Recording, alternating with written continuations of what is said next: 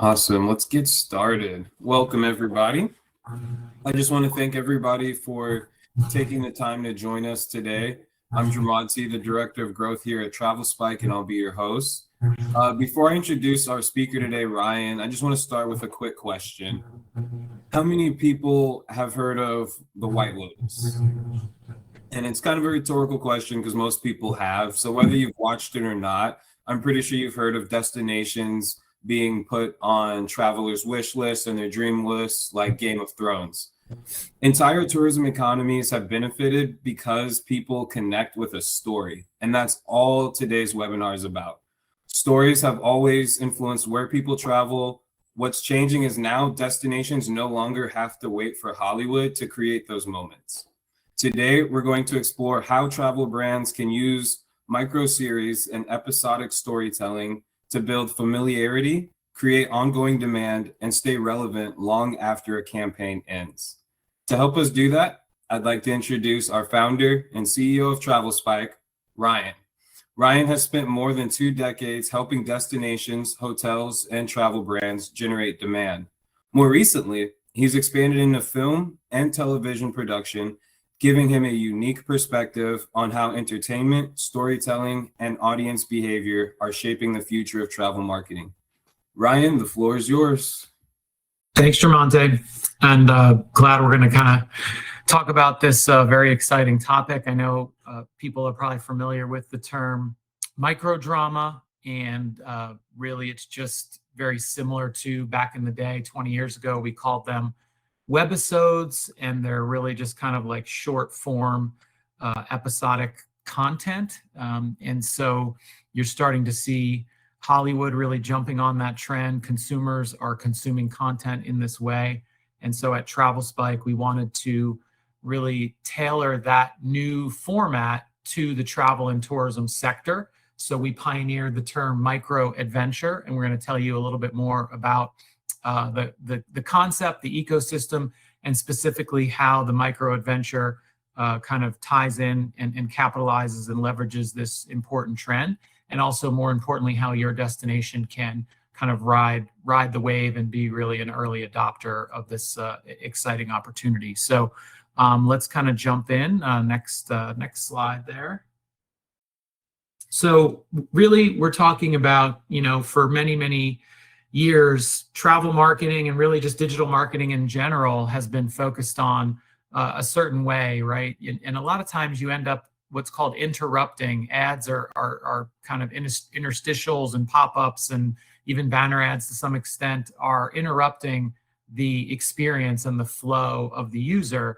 And we used to joke that the audience these days has the attention span of a goldfish, which is 15 seconds. I saw something last week that said, I think it's Gen Alpha has the attention span of half of a goldfish, 8 seconds. So if you put that into context, right, when everybody is scrolling on Instagram and they're scrolling on TikTok, the most important thing is stopping the scroll, standing out. And that really comes down to hooks. And so if you start thinking about things like hooks, it really changes how you're, talking about things. And so instead of interrupting the conversation, why not be a part of the conversation, and why not have the content be part of, the entertainment experience? And that's really what I think this next phase of where we're at, where kind of branded entertainment is starting to kind of bubble up. And so we really feel like travel marketing needs to evolve. Next slide. We just talked about this attention reality, but just to kind of highlight some of the stuff at the bottom here, there's a bunch of these micro drama apps, and this is where people are paying money to actually consume the content. There's people that are paying like $30 a month to be members of some of these different vertical. Some people are calling them verticals. Some people are calling them shorts. Some people are calling them micro dramas. They're micro series. There's a lot of different terms for the same kind of a thing. You might have heard of Drama Box as one of the bigger ones that's out there.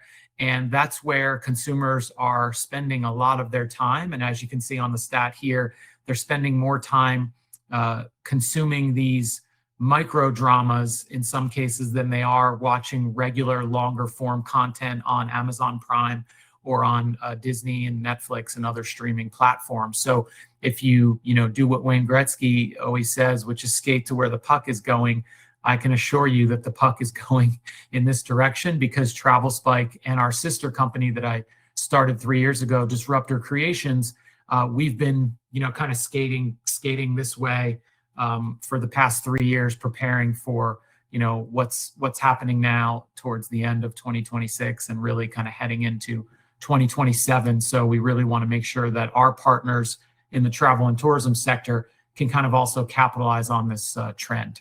Next slide.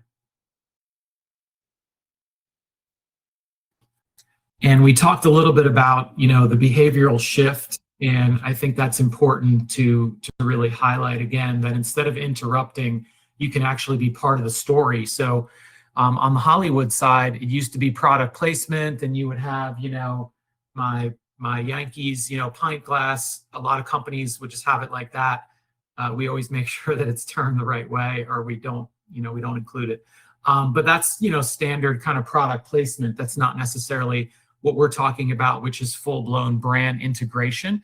And so when you're talking about branded entertainment and you're talking about these micro adventures that we're going to talk about a little bit more in a minute, we want to make sure that the advertiser / sponsor ends up being more of what we call a partner.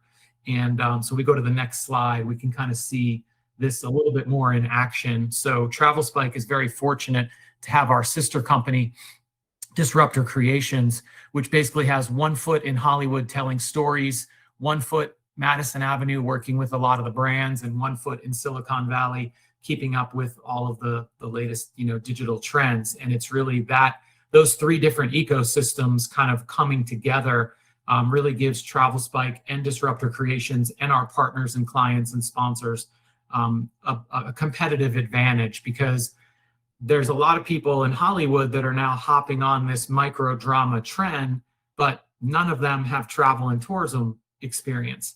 There's a lot of people in the travel world who are wanting to hop on this trend, but most of them don't have storytelling in Hollywood, and even sometimes Silicon Valley experience. And so by having TravelSpike, the TravelSpike team come together and work collaboratively with our sister company, with Disruptor Creations, and I know we've got, I think Josh and Steve are on from the Disruptor side.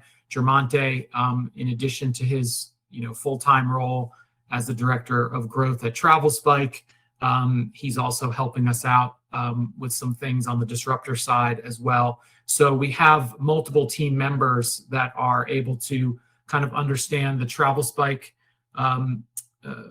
partners and what's going to make sense for them in that Disruptor world. And the same thing, we've got people from the Disruptor team are very immersed and involved in what's happening with the TravelSpike team. So it really does give us that competitive advantage that we are going to be sharing with our partners. And we say partners because the micro adventure, the way we're doing it, actually TravelSpike has hired and commissioned and partnered with Disruptor to produce 5 different micro adventures. So one of them might be in Montana, another one might be actually outside of the States, another one might be, having more of a culinary theme in an urban location. So there's going to be 5 different destinations that TravelSpike is partnering with. We're going to shoot on location 40 episodes, each are 2 minutes long per episode. The Disruptor boots on the ground production team is going to be shooting in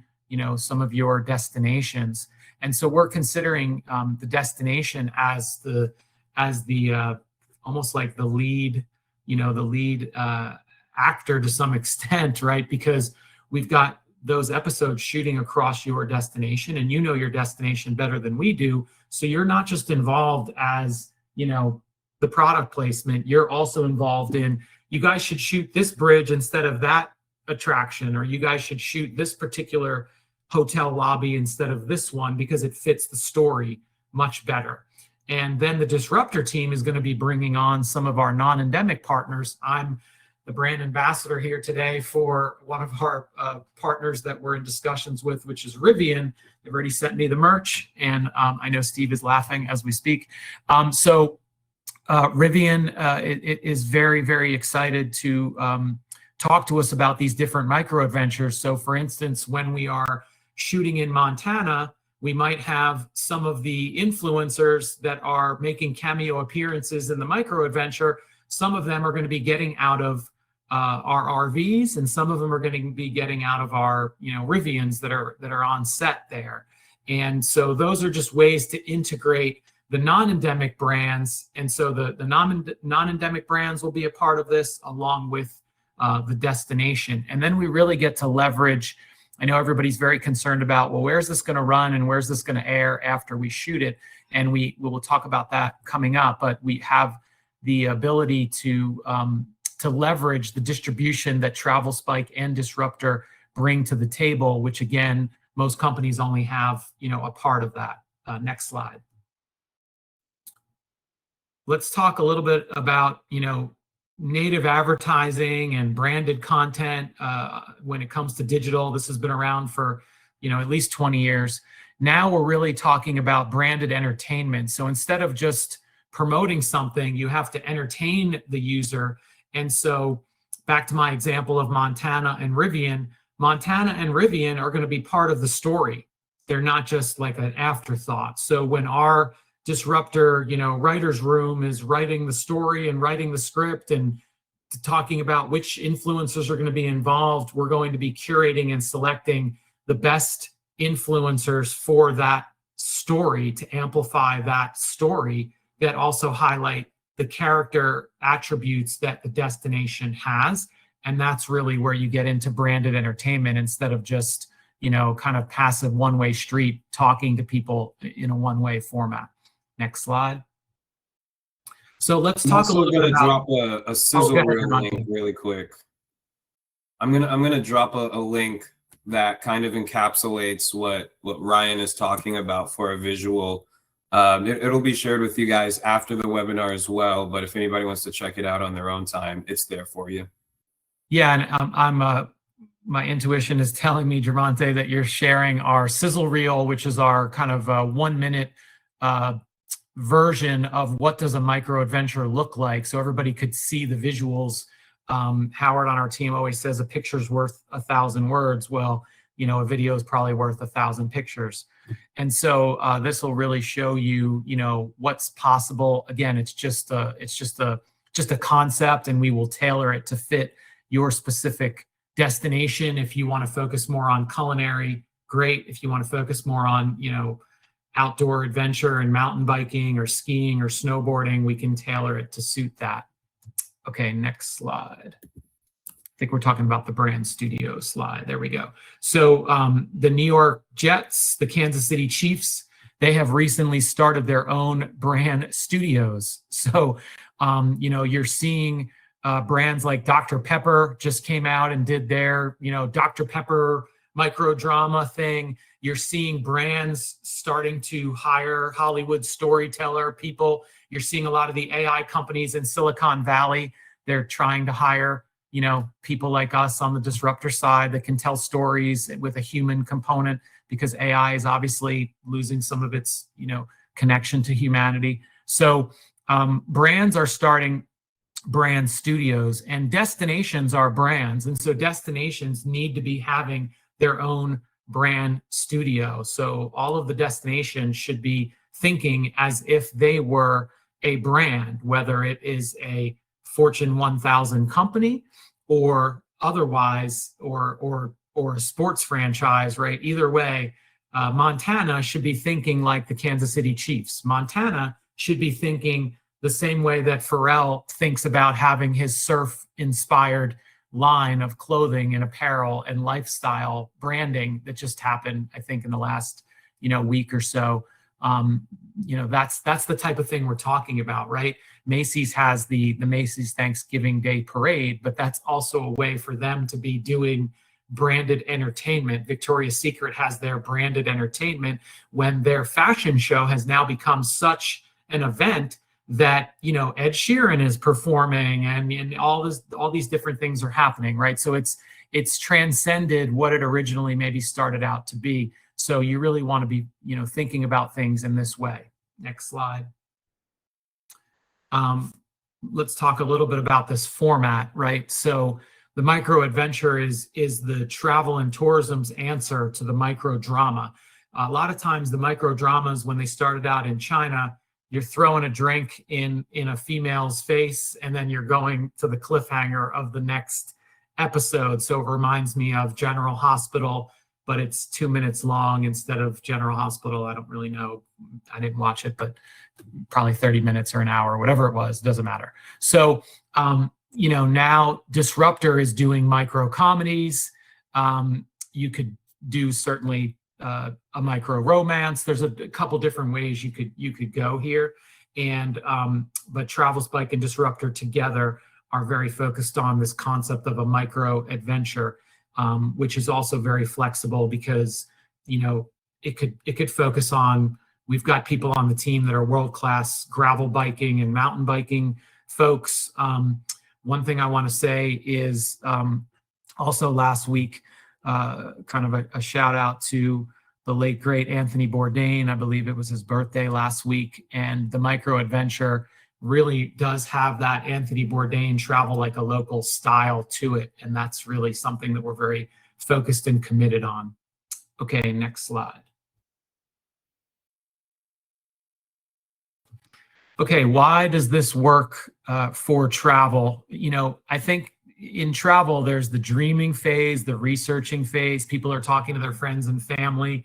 They're on social media, and everybody is living vicariously through their friends. So when I took my family back home to Sicily last summer, and we saw where the White Lotus films, and we saw where The Godfather, all three of the films were shot, and we got to go on the same steps and kind of walk in our ancestors' shoes, but also walk in the film shoes.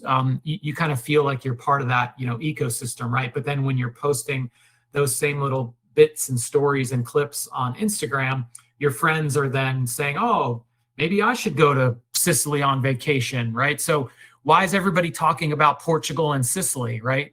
It's because for the last 10 years, Portugal has been doing a great job of kind of bubbling up and becoming kind of top of mind. Croatia followed really nicely in their footsteps, right? And I went to Croatia, I think, a couple of years ago, but you didn't hear about Croatia maybe 12 years ago. You didn't hear about Portugal as much that far back, right? You didn't hear about Sicily as much until some of the influencers started going because they really liked the White Lotus. So there's that whole effect. So I think if we go into the next slide, Dromonte, I think I'm right where we want to be here with this White Lotus slide.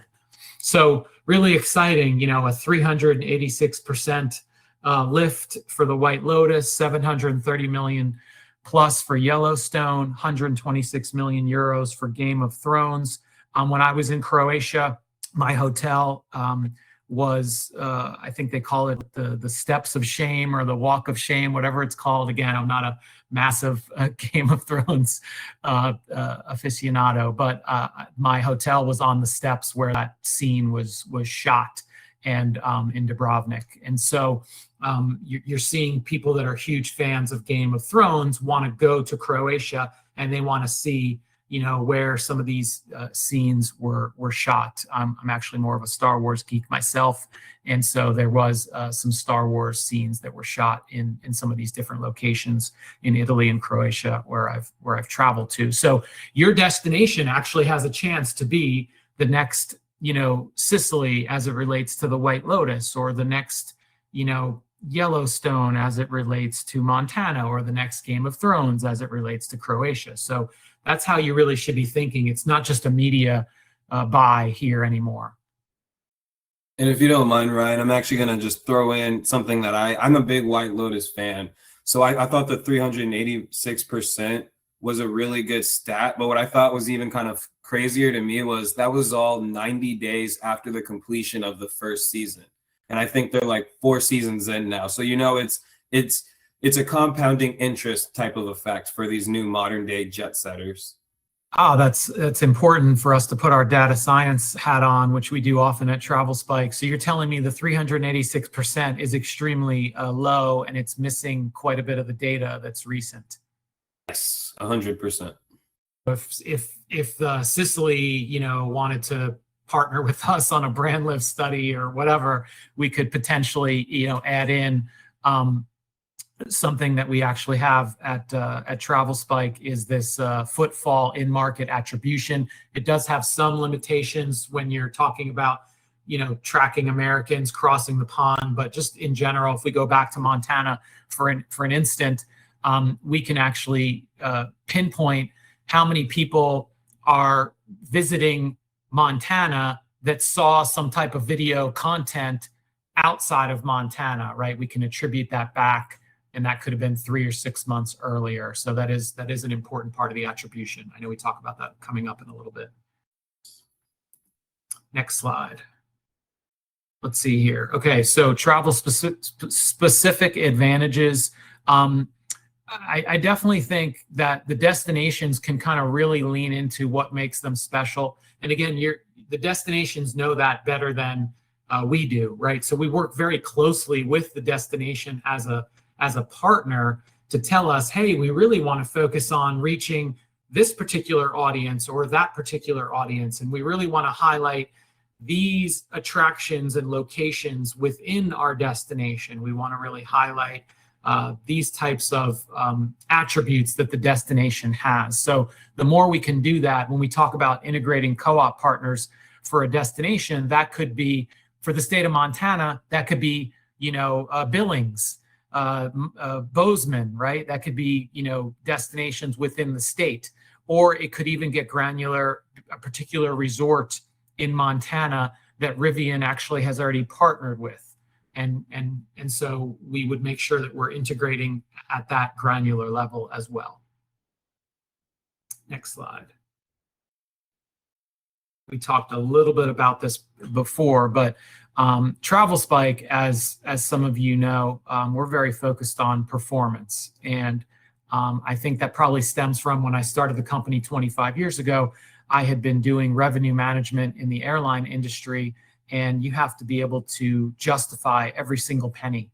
And so when TravelSpike works with sponsors and advertisers and partners, we spend every penny as if it's our own, and we try to make sure that we can get performance. So we're typically not really doing just branding and awareness. Even when we are shooting videos, we are still not only focusing on branding and awareness. Of course, when you're shooting videos, there's definitely a branding and awareness component to that equation. However, everything else that TravelSpike does outside of MicroAdventures is not branding and awareness. Actually, it is focused on heads in beds and selling airline tickets and selling, hotel rooms and all those kinds of activities. So we can take that expertise and we can, weave it into this package that we put together for our partners and sponsors.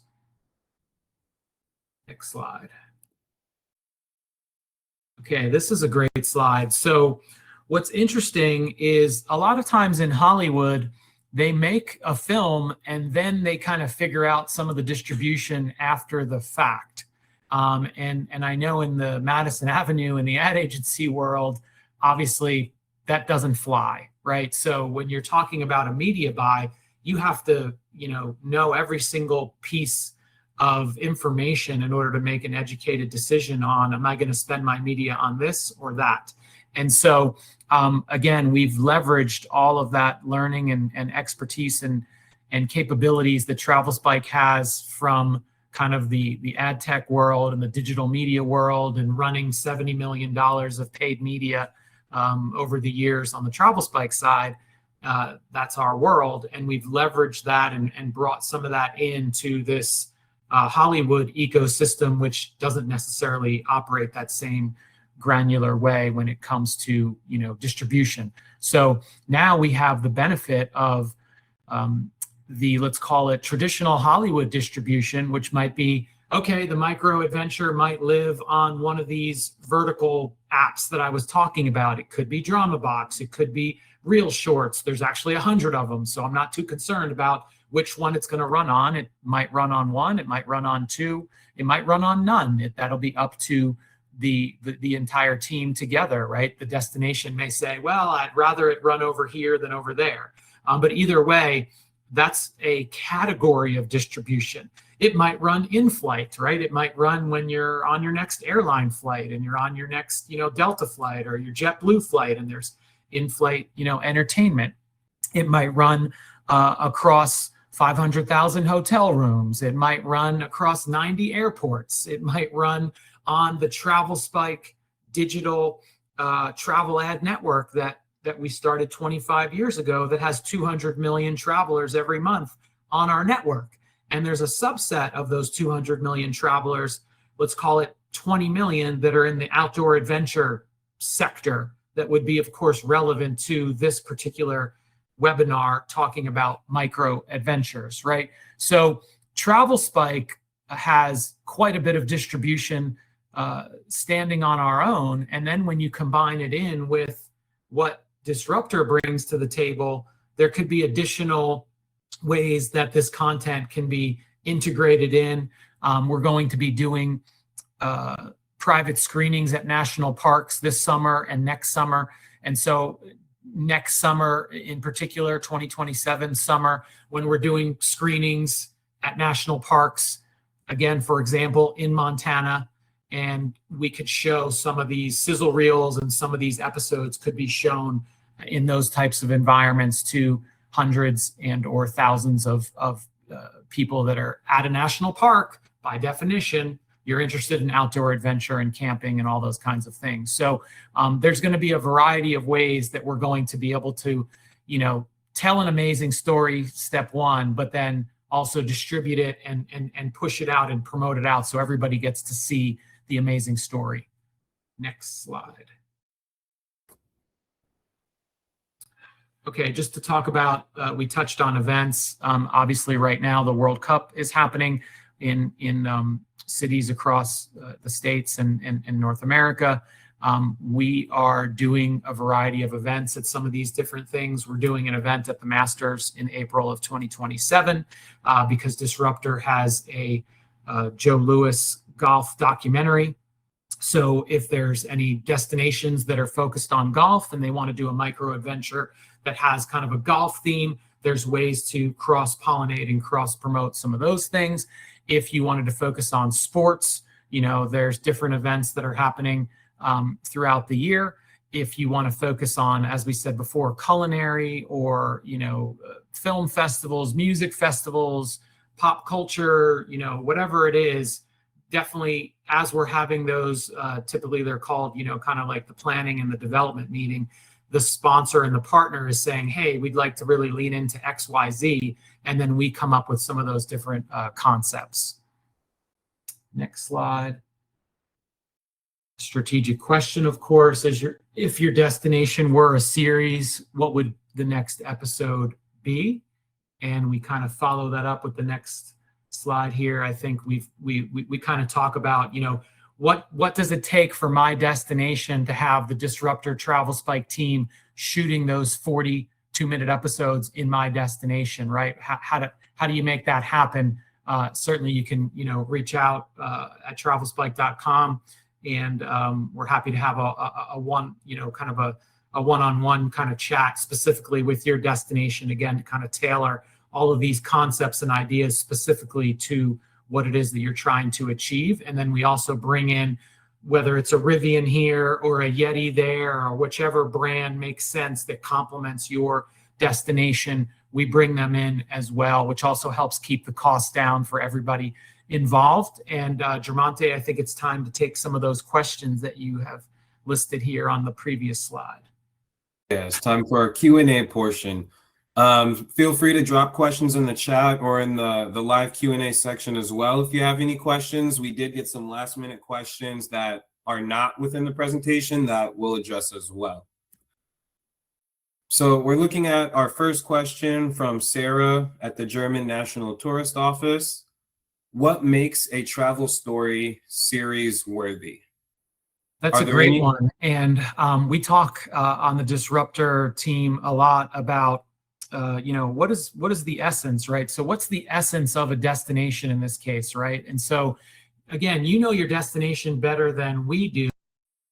And so what makes your destination weird, quirky, interesting, unique, newsworthy, sticky? And so, tell us those kinds of things. If you remember, like, driving on Route 66 and you're looking for wild, wacky, and weird, things that are interesting and newsworthy, that's, I think, what is relevant here, right? So don't just tell us the kind of cookie cutter conventional stuff.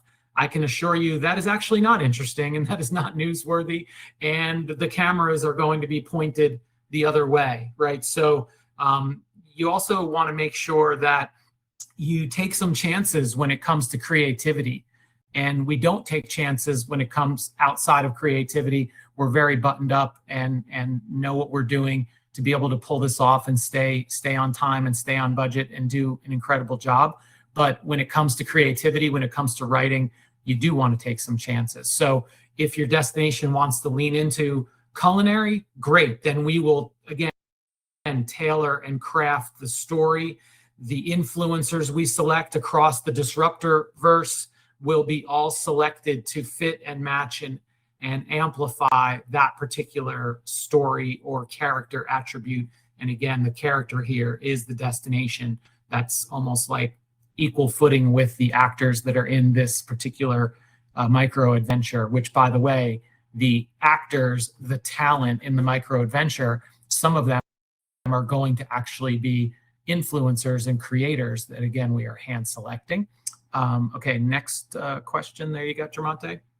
It's actually funny. You kind of did a nice little segue into this second question. So how can DMOs authentically integrate partners? Yeah, and I think we just talked about, again, we would consider the Disruptorverse and the influencers and creators partners. And I think we already covered them. We also talked a little bit already about the partners, which would be the non-endemics, the Yetis and the Rivians of the world. But let's talk specifically about the tourism partners. I always like to think of the DMO as the somewhat like the Red Cross of the city, or the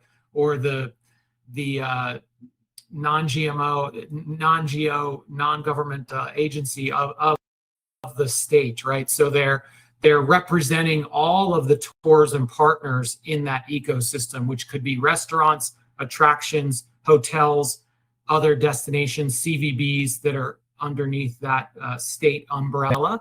And so you want to be able to, again, select which of those hotels, which of those attractions are able to fit into the story, right? Sometimes it's not about being including all partners. We can't include all partners every time in every segment that we're doing, right? So we have to, from an editorial curation standpoint, we're trying to be as fair as possible, but we also have a job to do, and we want to do it as best we can.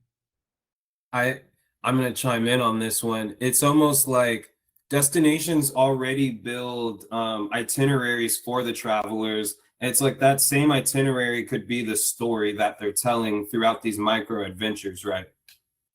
Exactly. When you're a DMO and you're building the itineraries that are on your website, or they're for the press that are visiting you, that Dromonte is referring to, I know for a fact, because I've taken these in my travel influencer days many years ago. You don't include everybody on that, right? You're not showing me a chain flag standard hotel when I go to a particular destination. You're often showing me a boutique hotel that has a story and has some character, and if the walls could talk. And so I've incorporated into the podcast that we did with Nashville 20 years ago, Gene Autry's horse stayed at that particular Hermitage Hotel, I think it was.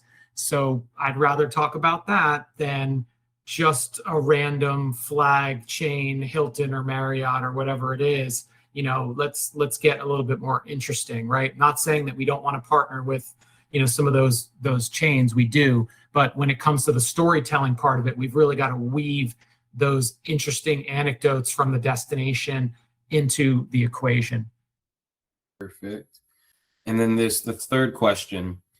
How do you define a destination's character? And this is coming from like a procedural kind of angle. What's the process? Yeah, and I think that one came from Todd at Visit Modesto. Thank you, Todd. So in this example, again, I think it comes back to your destination and those character attributes. And so let us know if your destination, I think of, I grew up in the Asbury Park, New Jersey area, Bruce Springsteen territory, which was weird before Austin. And also that means weird before Portland. And so if we are working with, say, Austin or Asbury or Portland, and they all love to be weird, Disruptor actually loves to be weird as well. You want to lean into that, right? And that makes the entire if the character is weird, then the script has to be having those weird elements, and the influencers have to be on brand, which means they have to be on character or they have to be weird, right? And if you don't like weird, no problem. Let's focus on, maybe instead of being weird, maybe you want to be edgy.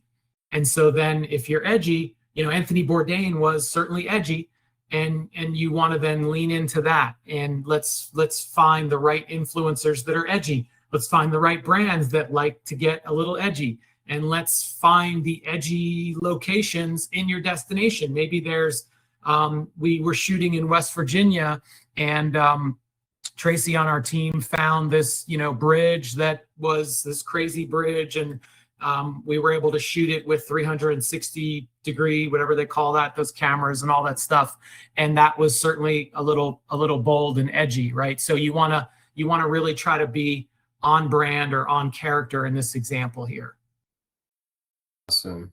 And so we have another question. It's not on screen, and I think it's worth bringing up. So that question, I jotted it down. It says, can we control the distribution? And that's coming from a DMO. Yeah. So I don't like the word control, so I'm going to say no. However,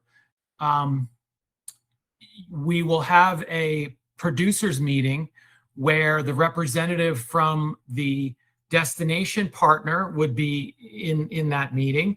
The brand partner is certainly invited to that meeting, like the Rivian or the Yeti, team, and then the Disruptor team and the TravelSpike team. And we would all collectively decide together, do we think that, in-flight is the way to go? If everybody's comfortable with the drama box, great. If they're not, fine, we'll figure something else out. So if we just remove the word control, is too controlling for me. But we can certainly have the partner, the destination partner can certainly influence and have a say and have a seat at the table with where we distribute. Also, they would be able to distribute this on their own website and or their own socials. And we also could clip it and slice it up in a certain way that they could potentially use it as, again, their own branded entertainment outside of the show. Okay. And then it's funny. So you mentioned partners, so that'll extend into this next question that we have here. Do we get to choose the partners, again, coming from a DMO? Yes. So we're not going to force, if there's a destination that doesn't like electric vehicles and they don't like my Rivian example, I will change my shirt and we will do something different. And we can bring in a different partner that's going to fit and complement the destination, right? Same thing other way around. If Rivian is coming to the table first, then Rivian may say, hey, you know what? We already do a lot of stuff in Montana. They've already told me this. And so they're very interested. Rivian is very interested in Montana. They're open to other destinations, but Yeti may say, hey, we really want to work with North Dakota or Chicago or whatever the case may be. So it is certainly a conversation. So to answer the question here, I would say yes. Awesome. So that concludes our Q&A portion. I want to thank everybody for joining. I want to thank everybody that asked us questions. And Ryan, I want to thank you for your time today to sit here and educate us on this new concept. Hopefully I also entertained. Thank you guys. Yes, sir. Everybody have a great Monday.